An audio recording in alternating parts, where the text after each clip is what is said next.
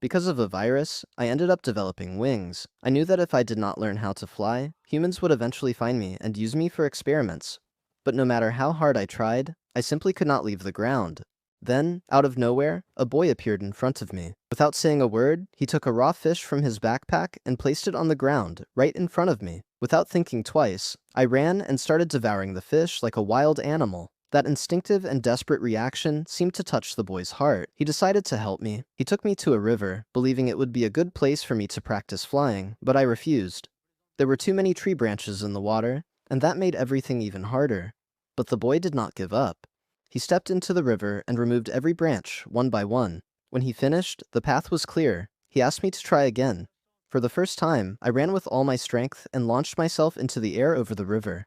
I managed to fly for almost 100 meters before falling straight into the water. I got up and tried again. I flew a few more meters, but I fell once more. Then the boy said something that changed everything. He told me that I was now like a bird, and that I needed to stop seeing my wings as something separate from me.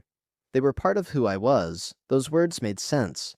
I looked at my wings differently and decided to try one last time. I climbed to the top of a very tall tree and, without thinking twice, I jumped. The boy was terrified, thinking I would crash to the ground, but he was wrong. This time, I flew. I flew far, very far. I did not just manage to fly, I finally learned how to control my flight. The boy ran, trying to reach me, but it was too late. I had become free, someone who had finally accepted who I truly was.